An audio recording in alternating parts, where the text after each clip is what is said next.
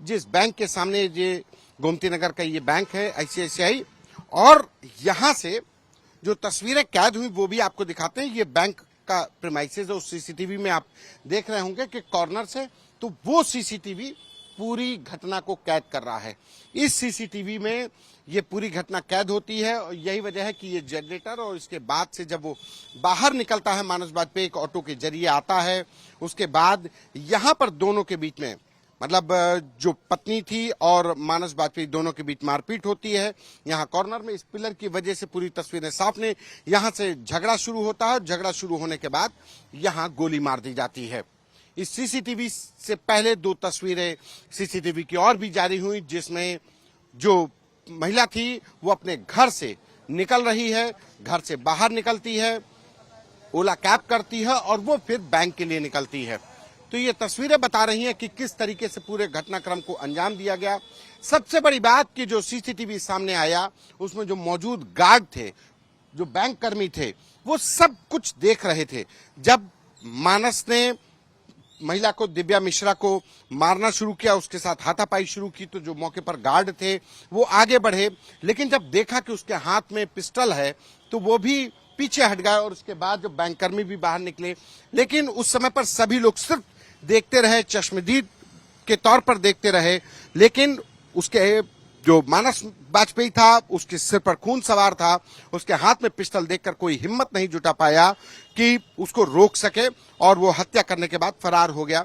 Sir, आप ही थे कल वहां पर? नहीं, मैं नहीं था, कोई और था? जी हाँ। तो क्या जानकारी कि वो मैं रोकने के लिए नहीं बोला गया? आप ही के साथी रहे होंगे ना? सर वही बता सकता है मुझ वजह पे। मैं नहीं। कहाँ गए, कौन थे? सर मैं ड्यूटी पे नहीं था। अच्छा, आप ड्यूटी पर नहीं थे। आज ड्यूटी बदल गई है। इनके अलावा दूसरे सिक्योरिटी गार्ड थे, इसके अलावा जो बैंक कर्मी थे वो लोग बाहर निकले। लेकिन जब बाहर देखते हैं कि मानस वाजपेयी पत्नी को मारने के बाद गोली मार रहा है तो सभी लोग ठिठक जाते हैं।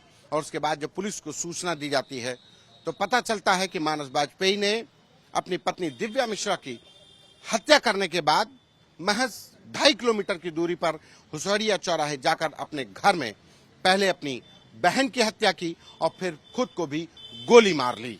और जो तस्वीरें कैद हुई वो इस सीसीटीवी कैमरे की कैद हुई। इस सीसीटीवी कैमरे के जरिए ये तस्वीरें सामने आई।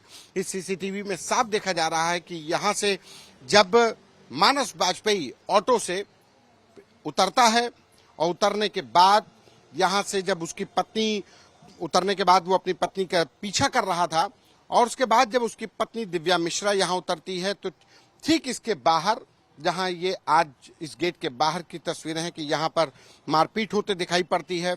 यहां मारपीट होती है दोनों के बीच में, और इसी मारपीट के दौरान उसने पहले पत्नी को घायल किया और उसके बाद गोली मार दी, और जो गोली मार दी वो इस जगह पर गोली मारी है।